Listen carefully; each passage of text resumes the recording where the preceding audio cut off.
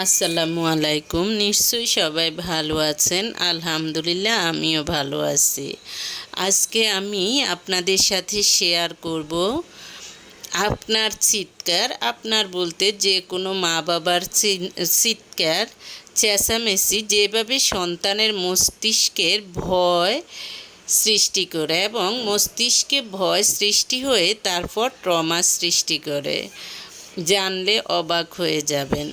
দেখা যায় যে অনেক মা বাবা নিজেই চিৎকার দিয়ে কথা বলে, কিন্তু সন্তানদেরকে বলে চিৎকার করে কথা বলবা না, জোরে কথা বলবা না।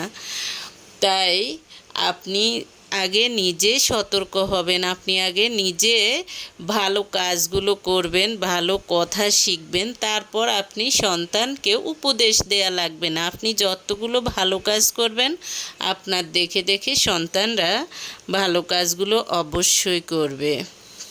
আপনি যদি শিক্ষক হন কিংবা অভিভাবক হন, আপনার সন্তানকে বা ছাত্রকে বলুন, তুমি যেটা পড়েছ সেটা আমাকে বুঝাও। আপনি তখন হবেন তার ছাত্র, আর সে হয়ে উঠবে আপনার শিক্ষক। এই শিক্ষক ছাত্র সম্পর্ক একটি সম্পর্ক, অর্থাৎ একটি সুমধুর সম্পর্কের বদলে তার ভিতর ঘটবে এক গভীর পরিবর্তন। আপনার সন্তান বা ছাত্রছাত্রী যখন আপনাকে বুঝাতে যাবে, তখন সে নিজেই বুঝতে পারবে কোথায় কোথায় তার নিজের জানার ঘাটতি রয়েছে, কোন অংশটা পরিষ্কার নয়। তখন সে নিজের মতো করে সেই অংশটা পুনরায় পড়বে, চিন্তা করবে, তারপর আবার বুঝাতে চেষ্টা করবে।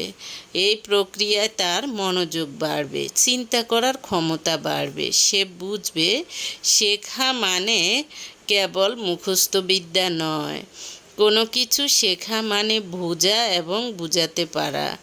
ধীরে ধীরে সে চারপাশ সম্পর্কে আগ্রহী হয়ে উঠবে এবং একজন জ্ঞানী সন্তান হয়ে উঠবে। কারণ জ্ঞান কেবল বইয়ের ভিতর থাকে না, জ্ঞান জন্ম নেয় মানুষের ভিতরে।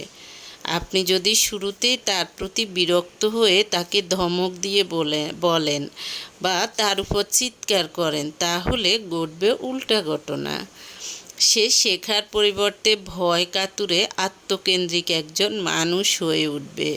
সে হাজার মানুষের মাঝে থেকে অনিরাপদ ভাববে নিজেকে।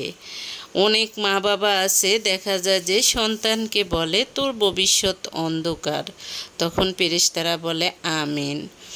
অনেকেই বলে তুই মরতে পারিস না, তখন ফেরেশতারা বলে আমিন।